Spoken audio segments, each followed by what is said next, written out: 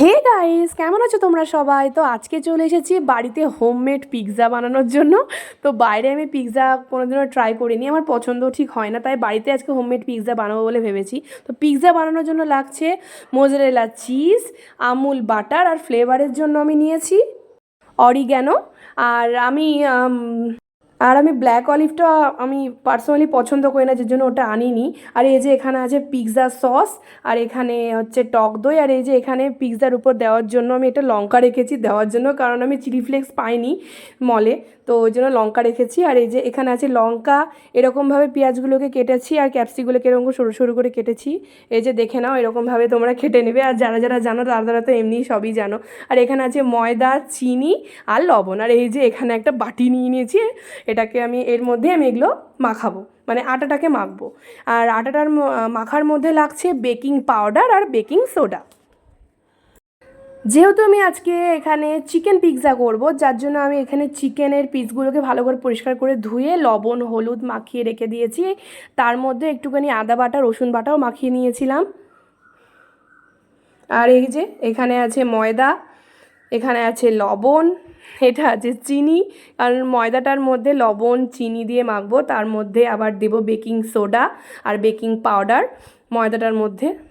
আর এখানে ময়দাটাকে সম্পূর্ণ আমি দই দিয়ে মাখবো। আগে বলতে ভুলে গিয়েছিলাম, ময়দাটার মধ্যে বাটারও তোমাদের অ্যাড করতে হবে খুব স্মুথনেসের জন্য, ওটা বলতে ভুলে গেছিলাম। তো যাই হোক, ময়দা মাখার মধ্যে কিন্তু তোমরা শুধুই দই দিয়ে ময়দাটা মাখবে, একটুও কিন্তু তোমরা জল ইউজ করবে না। জল ইউজ করলে কিন্তু হবে না, সবটাই তোমাদের আটা দিয়ে আটা বলছি, দই দিয়ে মাখতে হবে। ময়দাটাকে মাখার পর অবশ্যই তোমরা যেহেতু একটুখানি রাখতে হবে, ময়দাটাকে স্টে করাতে হবে, যার জন্য রাখার আগে অবশ্যই একটুখানি সাদা তেল ময়দার উপর লাগিয়ে তারপরে রাখবে। সাদা তেলটা লাগালে ময়দার উপরটা শক্ত হবে না, শক্ত হয়ে গেলে কিন্তু চলবে না। আর তারপর একটা ভেজা ন্যাকড়া দিয়ে ওটাকে ভালো করে ঢেকে রেখে দেবে। কড়াইয়ের মধ্যে আমি সাদা তেল দিয়ে দিয়েছি। এবার এরপরে আমি চিকেনের পিসগুলোকে এর মধ্যে ভেজে নেব। যদিও বা চিকেনের পিসগুলোকে আমি আগেই ম্যারিনেট করে রেখে দিয়েছিলাম হলুদ লবণ আদা আর রসুন বাটা দিয়ে, তবুও আমি এটার মধ্যে ভাজার মধ্যে আমি একটুখানি নুন অ্যাড করছি, কারণ ম্যারিনেশনের সময় আমি অল্প নুন দিয়েছিলাম, অল্প করে নুন অ্যাড করছি। দেখো চিকেনগুলো কীভাবে লেগে যাচ্ছে, আমি তো ভাজতেই পারছিলাম না। যাই হোক, চিকেনগুলোকে ভাজার সময় আমি একটু করে নুন দিয়েছিলাম, আর ফ্লেভারের জন্য অল্প করে আমি অরিগ্যানো দিয়ে দিয়েছিলাম। অরিগ্যানোটা কিন্তু আমার পার্সোনালি খুবই ভালো লাগে, অরিগ্যানোর ফ্লেভারটা কিন্তু আমার খুবই ভালো লাগে।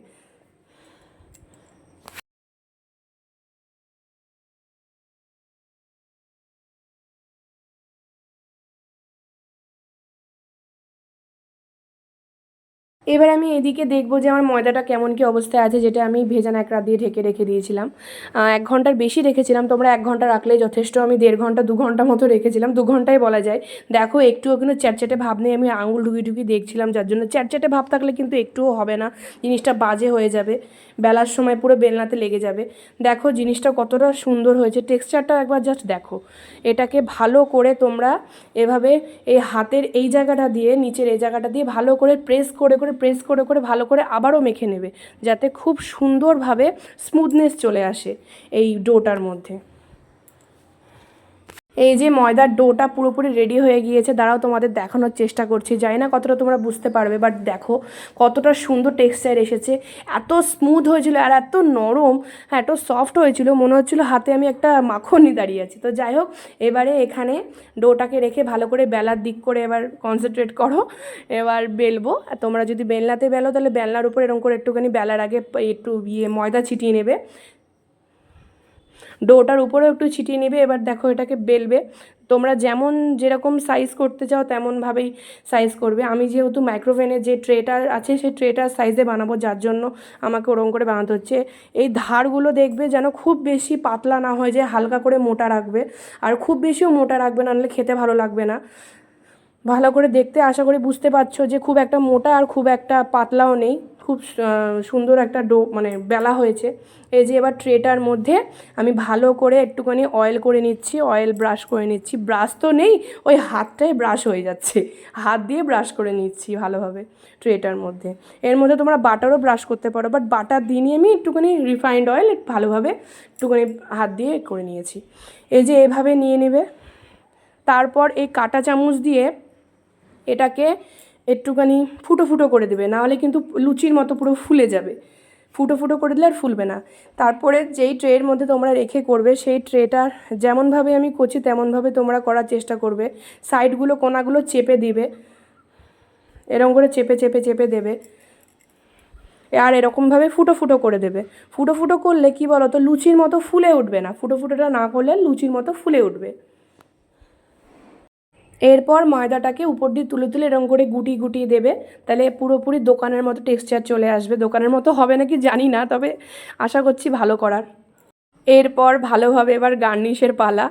এরপর পিৎজার মধ্যেখানে পিৎজা সস তোমরা দিয়ে দেবে এরকমভাবে। তোমরা যে যেমন সস খেতে ভালোবাসো, যে যেমন সস খেতে ভালোবাসো বলতে এটাই বলতে চাইছি যে তোমরা যদি কেউ বেশি সস খেতে ভালোবাসো তো বেশি দেবে, কেউ কম ভালোবাসলে কম দেবে। আমি খুব একটা বেশি দিইনি, কারণ বেশি দিলে সস সস পুরো হয়ে যাবে। আমি খুব একটা বেশি সস পছন্দ করি না, তবুও মোটামুটি দিয়েছি। তোমরাও মোটামুটি দেওয়ার চেষ্টা করবে। খুব একটা বেশি দিলে গ্যাদ গ্যাদ করবে সস সস, একদম যাতা লাগবে একদম খেতে। এবার এরপরে আমি এখানে বাটারটা যেহেতু অনেক জমাট হয়ে গেছিলো, শক্ত হয়ে গেছিলো, বাটারটা হাত দিয়ে ঠিকই করা যাচ্ছিলো না, বলে বাটারটাকে একটুখানি আগুনের গলিয়ে নিয়েছিলাম। গলিয়ে নেওয়ার পর তোমাদের যদি অয়েল ব্রাশ থাকে অয়েল ব্রাশ দিয়ে বাটারের মধ্যে লাগিয়ে অয়েল ব্রাশটা এরকম করে পিৎজার ধারগুলোতে ব্রাশ করে দেবে অয়েল ব্রাশ। আর অয়েল ব্রাশ না থাকলে এভাবে যেমন করে আমি আমার মানে হাতটাকে ব্রাশের মতো করে করাচ্ছি তেমনভাবে ধারগুলোতে একটুখানি এরকমভাবে করে দিয়ে দিয়ে দেবে। তাহলে পিৎজাটা হওয়ার পর খুব সুন্দর লালচে লালচে আসবে। তারপর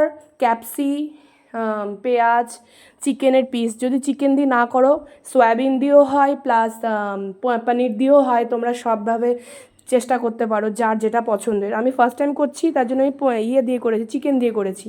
এরপরে সমস্ত কিছু দেওয়ার পর উপর দিয়ে একটুখানি অরিগ্যানো ছড়িয়ে দেবো একটু ফ্লেভারের জন্য। তারপর শেষমেশ যেটা মোজারেলা চিজ, আমার সবথেকে পছন্দের। দেখো কি সুন্দর লাগছে, এর টেক্সচারটা কি সুন্দর করে এটাকে মোড়ানো আছে। যাই হোক, তো এরপর আমি এর উপর দিয়ে একটুখানি বেশি বেশি করে চিজটা একটু গ্রেট করে দেবো। তোমরা চিজটা গ্রেট করেও দিতে পারো, আবার হাত দিয়ে কেটে কেটেও দিতে পারো। তো গ্রেট করে দিলে দেখতেও ভালো লাগে, প্লাস খেতেও বেশ ভালো হয়।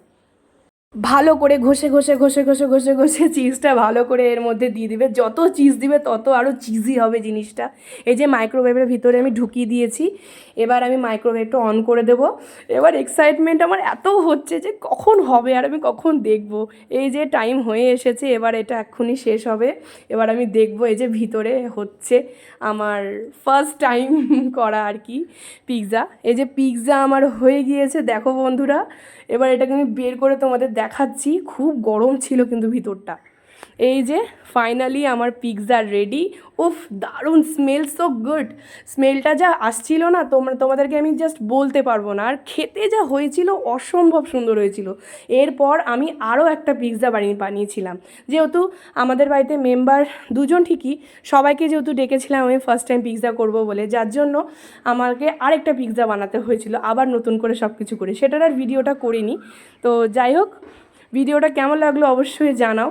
দেখো, এটা যখন তুলবো তখন পুরো চিজের যে ভিতরে যে চিজটা দিয়েছিলাম, দেখো চিজের সুতোর মতো চিজটা দেখা যাচ্ছে। যেহেতু চিজটা কম দিয়েছিলাম তাই, চিজটা যদি আমি বেশি দিতাম তাহলে কিন্তু বেশি চিজি ব্যাপারটা আসতো। পরেরটা যখন করেছিলাম একটু বেশি চিজ দিয়ে করেছিলাম, যার জন্য পরেরটায় বেশি চিজি ব্যাপারটা হয়েছিল। তো ভিডিওটা আজকে এতটুকুই, টাটা।